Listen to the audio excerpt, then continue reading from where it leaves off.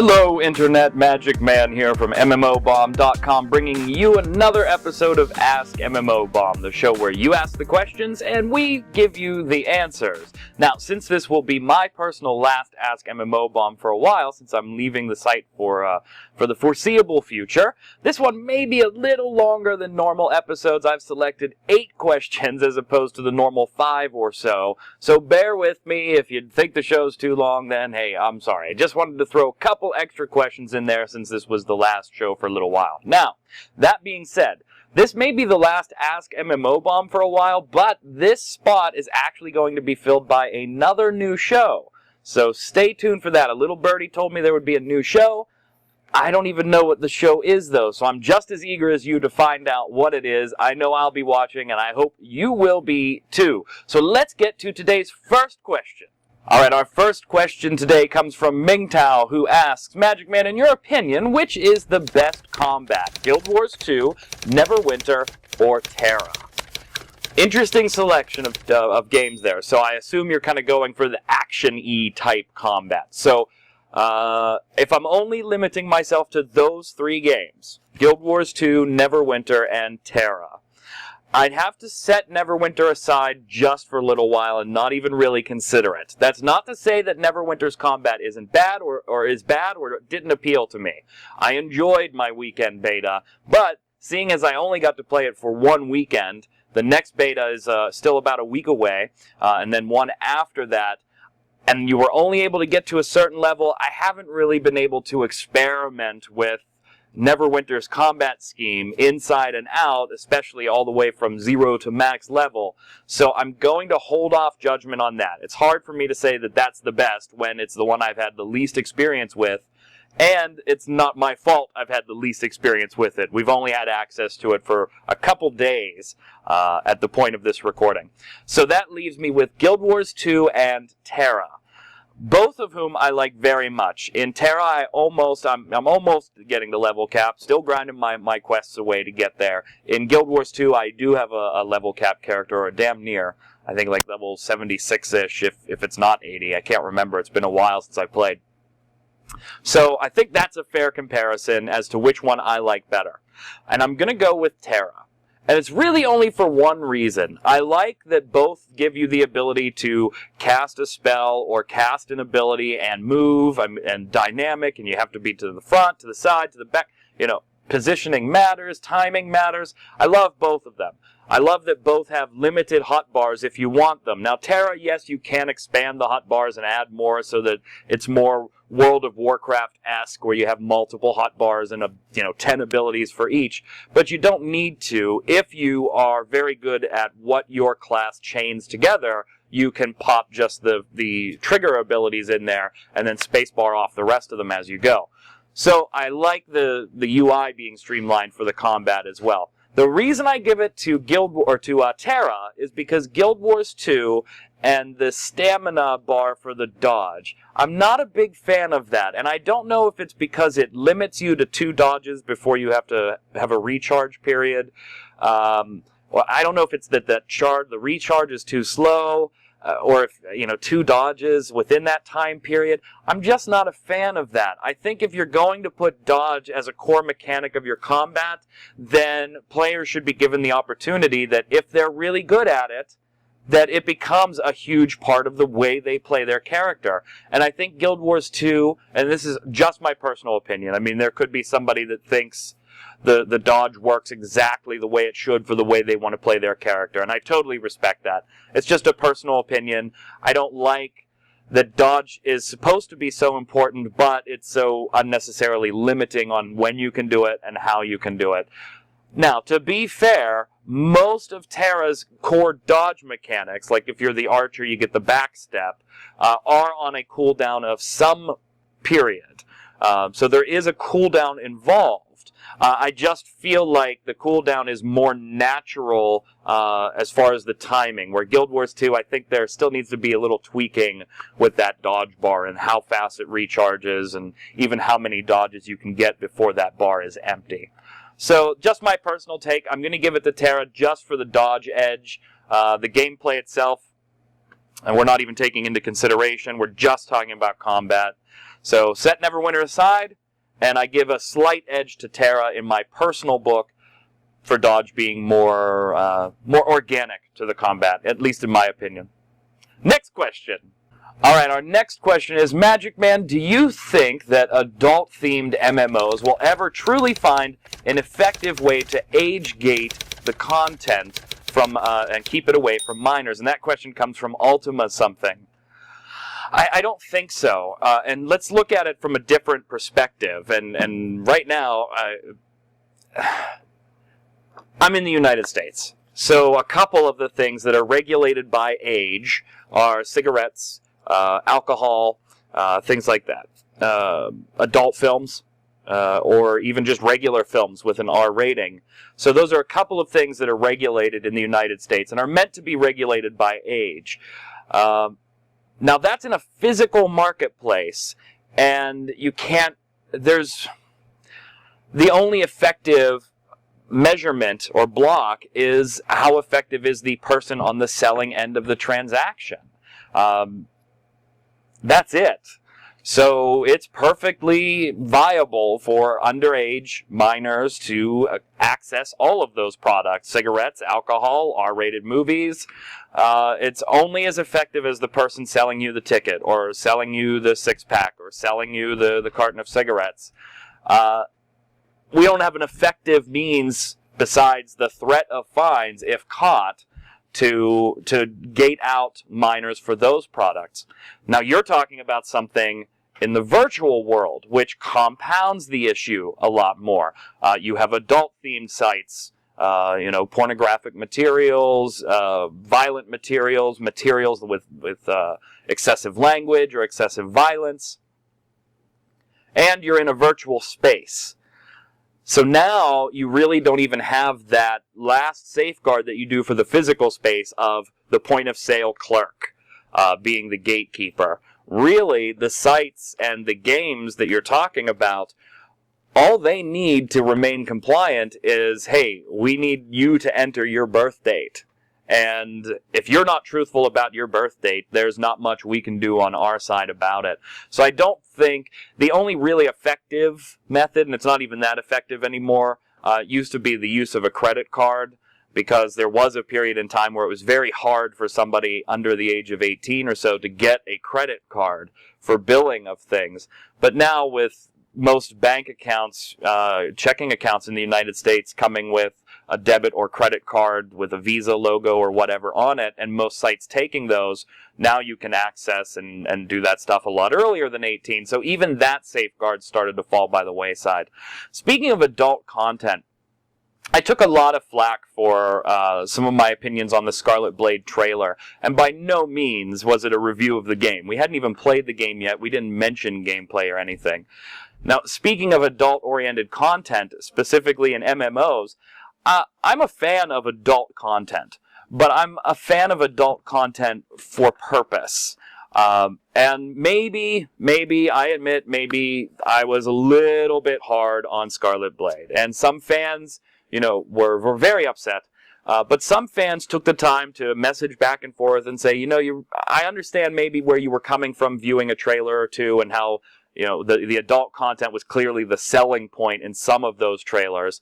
But take a look at this trailer, which was more focused on the gameplay. Or take a look at this video, which was more focused on the gameplay. And so, okay, maybe I made my point and then I carried on a little too much. Okay, sorry about that to Scarlet Blade fans if you were upset. But my point on that, and why I bring it up here in regards to your question, is I'm not a fan of adult content simply for the sake of adult content. I'm not a fan of games throwing excessive violence into a game just so that they can use the excessive violence to sell the game. I think Age of Conan was a game that had adult content in it, and it fit the environment, and especially if you've read any of the books, it was certainly part of the environment and the world that you played that game in. So it was, even the sex was as well. So it was more organic. It was adult content for a purpose. But to answer your original question, no, I don't think you're really going to find too many safeguards until we get into like biometrics and stuff like that later as we progress into the future here. And even that's a scary concept as far as using it to gate out for ages. Unfortunately, no. You're still going to have minors accessing the online materials that are adult-themed, just like you do the minors that access the physical stuff in the real world. And on here, it's 9 bajillion times easier to do so. So, yeah. Nope. Thank you, Ultima Something, for the question. Let's move on to the next question. All right, next question comes from Satan Joy, who says, Magicman, what do you think of an MMO set up in the Masters of the Universe world? It would be awesome to be playing in MOU. I totally agree. I was a huge He-Man guy growing up. I still have many of the toys. He-Man, Man-at-Arms, Teela, Many-Faces, Skeletor, Beastman. I don't have all of them, but I used to have all of them. I still have Castle Grayskull, though. I'm a huge He-Man fan, and I think an MMO in the He-Man universe would be great from a nostalgia's sake for people my age. You could probably capitalize on that and make a little bit of money. But do I think it would ever happen? I'd be doubtful that this one would ever happen, because I think He-Man, like a lot of other IPs, hits a very narrow age band. It's going to be people my age, a little bit older, and a little bit younger. So there's a clear band of people that, and I know that there's He-Man and some of the older cartoons are enjoying a little bit of a revival in the United States on some channels. So maybe if the audience becomes bigger, you could see this. But I don't think for right now that they're going to create a Masters of the Universe MMO. But if they did it right, damn, would that be awesome. I would play it in a heartbeat. I wouldn't even think about it. Boot it up, let's go, and roll. I think they could get kind of creative with some of the things they could do there. So, yeah, Satan Joy, I'm with you. I would love to see an MOU, MMO. I just don't think anybody's going to make it because it's for old farts like me right now. But if He-Man keeps enjoying the revival that he is having right now, perhaps we could see it in the future. Next question. All right, next question is, Magicman, what do you think of hybrid classes, tanks that can heal, and so forth? And that question comes from Deadly. And I think this is a fantastic question. I really like hybrid classes. Now, to be clear here, I think your question specifies true hybrid classes. And I want some other people that may not understand exactly what you're asking. I want to clear something up here. We're not talking about, at least I'm not, and I don't think Deadly is, we're not talking about classes that have a dual spec, where you're in one spec as a tank, you switch to the next spec, and all of a sudden you're a healer. But you're still dedicated to that tank or that healer role in each spec. That's not what we're talking about. At least that's not the way I'm interpreting the question. I think what Deadly's really asking is those true hybrid classes, where some games will give a tank character healing type abilities, or give a healing character DPS type abilities, and not the ones that are just used for you leveling, because you need to have some sort of attack and heal while you're leveling, but actual mechanics that you would still use at endgame in group play or in PvP or things like that.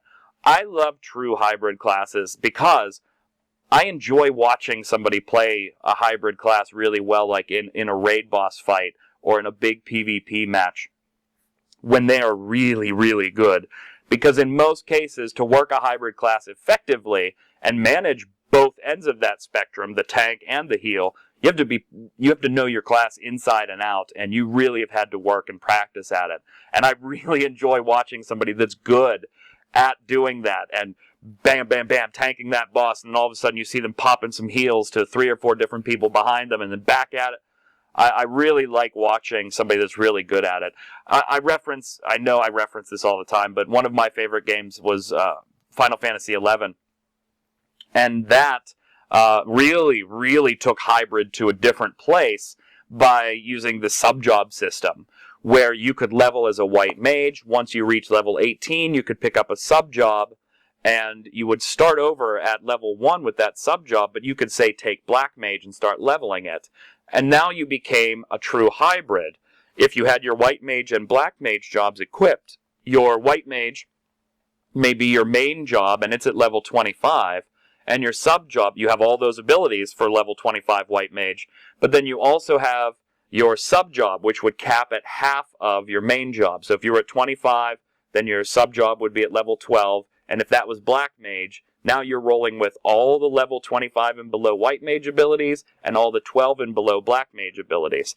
And you could literally take any job and match them up any way you wanted to. Now, some of them were obviously more effective than others. You know, my Red Mage was commonly paired with a White Mage or a Black Mage sub-job, depending on if I wanted to pump out a little more DPS or if I wanted to, while I'm doing my Red Mage refresh cycle, pop out some heals and help out the healer a little bit. So, yeah, that type of hybrid play, I mean, there were some oddball, you know, Paladin with this, and, fantastic stuff. I love hybrid play. It's really hard to balance for, though. That's why you don't see a ton of games doing it. Some are, and some are doing it very well, but it's really hard to balance for having that many abilities on one character. But damn, is it fun when you watch somebody, or if you are somebody that's very good at a certain hybrid class, watching them do their thing in a PvP match or a raid, it's pretty fun to watch, man. Makes you want to play it, but then you realize just how hard it can be sometimes. So, Deadly, huge fan of hybrid classes. That's something I hope to see more of in MMOs going forward. Next question. All right, Olaf244 says, Magicman, do games, MMOs really need all three? Questing, raiding, PvP? No. I know that seems a little bit obvious. Let me break the question down a little bit, though. You did say MMOs, and so immediately the answer is no. I mean, you've got games like League of Legends, which qualify as MMO, and that's exclusively PvP. So you do have games that, you know, this is our content, we're going to be a raiding game, this is going to be a PvP game, and this is going to be a questing game. And that's fine. No, certainly you don't need all three. Now let's take your question, though, and add RPG to the end of MMO. So now, do all MMORPGs require all three, raiding, questing, and PvP? No. Again, the reason you see all of them in there is, one, they're part of the game's lore, story, mechanic, but two, trying to appeal to a wider audience, right? I mean, if you have a little bit of everything in your game, then you're more likely to get a little bit of everybody checking your game out. And it just makes sense. Also, you still have the influence of games like World of Warcraft and Ultima and EverQuest, where game designers now may be looking and saying, man, it's hard to beat a successful type model, so let's just keep doing it, which is something us gamers lament. We want to get away from that, but no, certainly you don't need all three. And in fact, I look at it from my own perspective. I like PvP, I enjoy PvP, but it is not a selling point for me in any MMORPG. I don't look at a game and say, you know what, I'm not going to play that because it doesn't have PvP. That's not me. I want the quests, I want the raiding, I want the PvE experience, and that's what I look to first. Solo play, group play, that type of stuff. And then if it has PvP and it's fun, great! It's just a bonus for me. But I don't shop around to play a game based on the PvP that it has. Now, some other people are the exact opposite, where, okay, I'll do a little questing and raiding if I feel like I have to, but I'm really here for the PvP, so it better be damn good. Great. And so you don't need an MMORPG, doesn't have to have all three of the items that you point out. They can get away with a great PvE experience. Sorry guys, we don't do PvP. And I'm totally fine with that as long as the PvE is done well, because that's what I'm looking for in a game. The reason you see all three in most games is, one, it's an old school trend, you know, and so you kind of stick with what works. And if you include all three, you're going to widen the base of people, potential people that will play your game. And since MMORPGs are a business, that's an important consideration. But I wish sometimes there's some games that I wish they just would have picked one thing and focused on it, because they kind of, when you try to appeal to that broad audience, when you try to appeal and make everybody happy, sometimes you end up making nobody happy. Where I think there's some games that if they just would have focused on the PvP aspect of this game, that they would have made a smaller audience very happy, and they would have made money on it, rather than try to do everything, please nobody, and end up having the game close. So certainly no, you don't need all three in an MMO or an MMORPG. Next question. Alright, next question's kind of a funny one for me. What do you think of the stigma of it being weird when a guy plays female characters in an MMO? Kinetic Fetus writes the question, and Kinetic Fetus also says that they roll with female tunes all the time and they don't care, because sometimes in most games the males seem a little dainty themselves anyway. Yeah, and you've probably noticed, depending on the first look you're watching, I think in the first looks I've rolled more females than males. I'd have to go back and look at every single one I did. But it's not out of a preference for a male or a female character. To me, it really doesn't matter. So I have this little system where it's just every new character I roll is just the opposite gender of the previous character I rolled.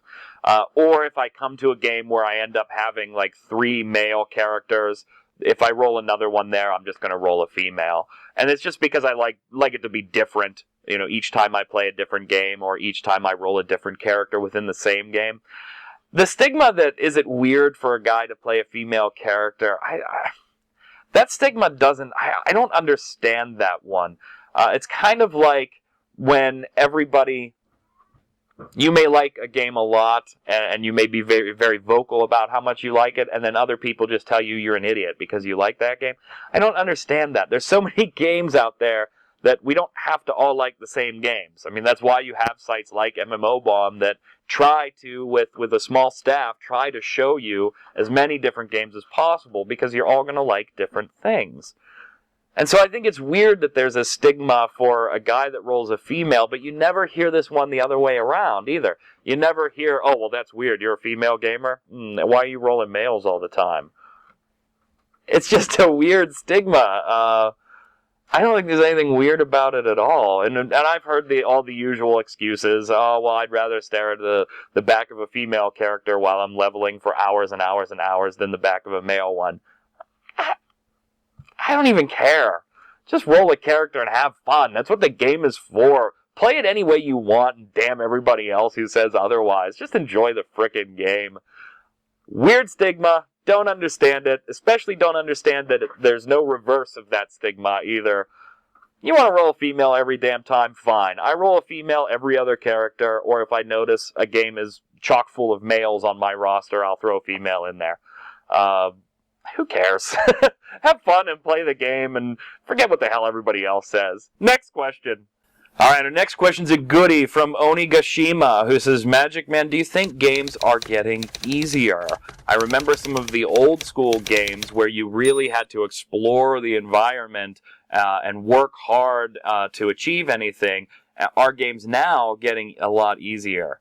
I think yes, and I'm going to take this from 2 points, though, because I think there's a very clear difference on why it happens. Games as a whole, not just MMOs, not just free-to-play, console, PC, everything. I think games as a whole are getting a little bit easier. So I think it's a gentle, with the occasional dip, but a gentle, slowly arc down on the difficulty factor. Now, don't get me wrong, you'll still have games like Ninja Gaiden that will kick your ass when you top them off on the difficulty charts, and that's fine. But I think as a trend overall, games are getting a little easier. And I think that's in the game space, the full game space, that's because over the last few years, we've seen a shift kind of from gameplay to narrative, where a lot of games are now trying to tell a more in-depth story. And that's not necessarily a bad thing, but the focus is on the story, not the overall difficulty of the game. The developers want you to be able to play the game in a meaningful way and be moderately challenged, but they also want you to progress that storyline and see the narrative that they've written. So it's not necessarily a bad thing, it's not necessarily a good thing, and you still have the occasional game that just wallops the hell out of you as far as the difficulty meters. In the MMO game space, though, I think there's a huge downward trend in how difficult the games are. I mean, I remember playing some games way back when where, it was tough to advance. And you'd hit a certain point and you absolutely depended on other people to advance your character. Not you advanced faster with other people. You depended on other people to help advance your character. And again, it's one of those things where it's not necessarily a bad thing, But for people that played some of those older games and liked how difficult and how challenging it was, and the quest text didn't lead you to exactly the right coordinates where you needed to go, they kind of left it a little more open. Look at Morrowind and look at some of the quest text there. I know it's not an MMO, but you had to go and explore. You had to work a little bit for your advancement, and you depended on others in earlier MMOs to a very heavy degree that you just don't anymore. And that's, I hate to say it, but that's because, companies, again, want to get the biggest audience. And so, yeah, the lower you drop that difficulty barrier to progress, yes, there may be an occasional challenge in the way, but overall, the game has a pretty steady leveling curve, a steady progression curve, and you can do most of it yourself. It's to appeal to a wider base of players, not just those hardcore players that play for 10 hours a day, 5 days a week, but also to appeal to, somebody like Tamina, like my wife, who doesn't have a ton of time, because she's in nursing school right now, but she has, an hour or so a night, maybe an hour or two on the weekends. They want to appeal to that type of gamer too, and so a very formidable difficulty curve doesn't attract that type of audience. So, and you could throw the term casual around if you want. I don't think casual is the right term for what we're talking about here, because we're still talking, at least in my book, I'm still talking about people that are dedicating hours per week to this thing, not like a casual Facebook game. But I think to just attract to the bigger audience, MMOs are becoming a lot easier, a lot faster. And then I think the game space as a whole, with exceptions here and there, just like in the MMO space, there's an exception here and there. It's slower, but it's still getting easier and easier a little bit. Eventually that's going to stop, though, because if the games start becoming too easy, nobody's going to play the damn things. So, I agree with you. Next question, and last Ask MMOBomb question. All right, our last Ask MMOBomb question comes from Cranberry Sauce, who says, Magicman, I've been following the site for a little while, and I just had to sign up and get this question to you. I've been pondering it for a while. Do you think the ! Questing system damages the ability to RP for RP players? Whew. Cranberry Sauce is another person after my own heart who remembers a time when the MMOs were a lot more challenging. When you had to walk around, you had to explore everything. And Cranberry, in the full question, Cranberry Sauce also pointed out that the ! System, even though that they're a more old school MMO player, they get tunnel vision and they just kind of beeline for that next questing hub and bounce and bounce and bounce. And they remember a time when you had to talk to everybody because you didn't know who the hell had your next quest, if there was a next quest for you to have in this area. So yeah, I remember typing hail and all that stuff way back when, talking to every NPC and really getting to know the world and feeling immersed in the world. Where now there's most games you feel like you know the main quest hubs and the leveling points, but you don't know that tower in the middle of the woods and stuff because you just didn't explore it like that anymore. You're not exploring the game the same way. But yeah, from an RP or a role-playing perspective, I could definitely see how this would damage the RP. It damages immersion as a whole, whether you're an RPer or not. But specifically to RPers, not knowing the world, first off, the way you did years ago in some of the older MMOs, certainly hinders some of the RP ability you have. You don't know the entire world that your character lives in like you did way back when. So that certainly hinders the RP a little bit. And so, not just content to answer the question and say, I agree with you, ! Questing system does hinder RP.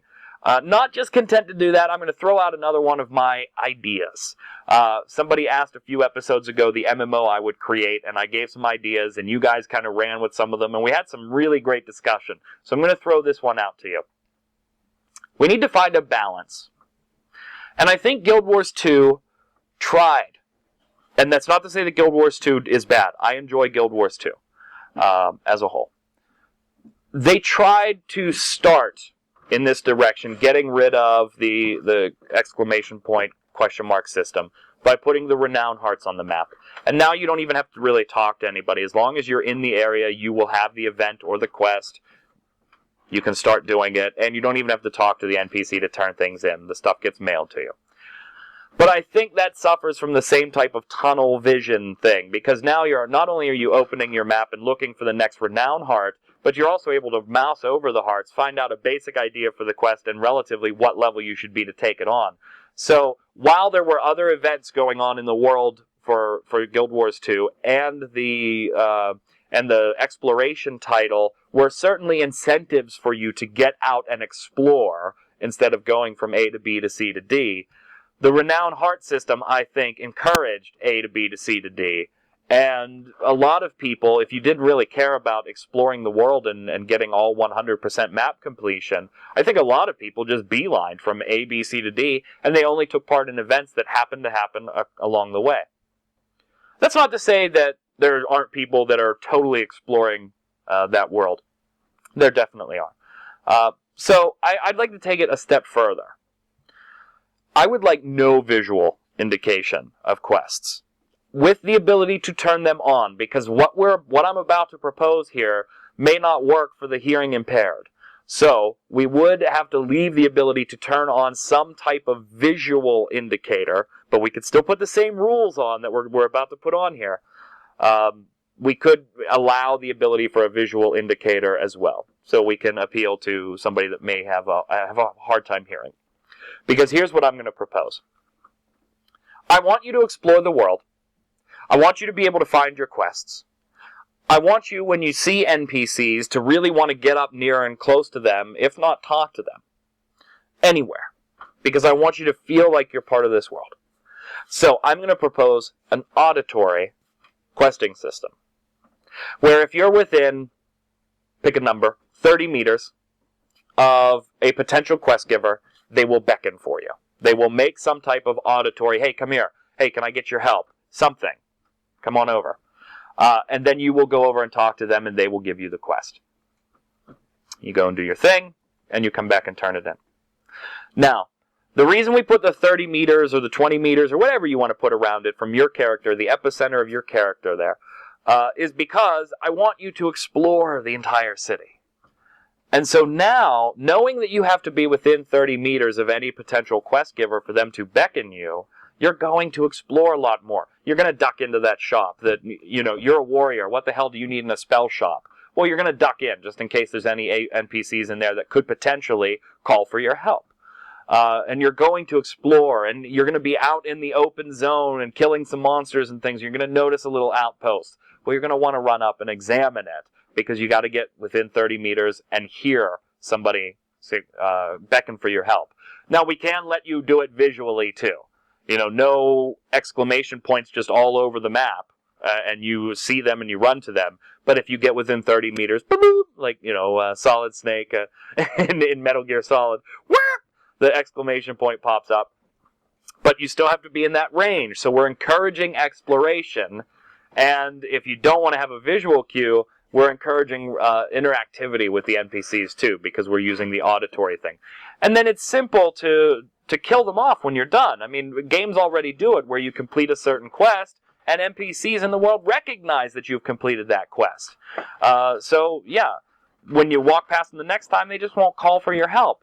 Yeah, it's a little tougher to program, but I think it encourages the exploration. It encourages the interactivity.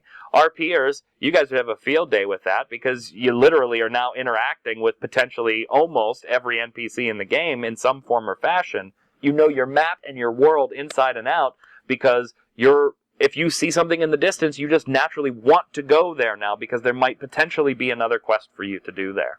So, just a very base bones idea right now. I mean, it still needs more fleshing out, but that's what you're here for. Leave your comments below. I know this is the last Ask MMOBomb. I hope you enjoyed it. Got a new camera, new lights, new sound, and everything, so I think it's going to be a much better quality show for you. And hopefully, if I ever return to MMOBomb, we can pick up right where we left off. Stay tuned, though. Another show will be in this spot, and I'm just as eager to find out what it is as you are. If you want to contact me, you can still do so from Magicman at MMOBomb.com, but You don't need to send your questions right now. Leave your comments below, click like, click subscribe. Come on over to MMOBomb.com. Enjoy all the great free-to-play content we have there.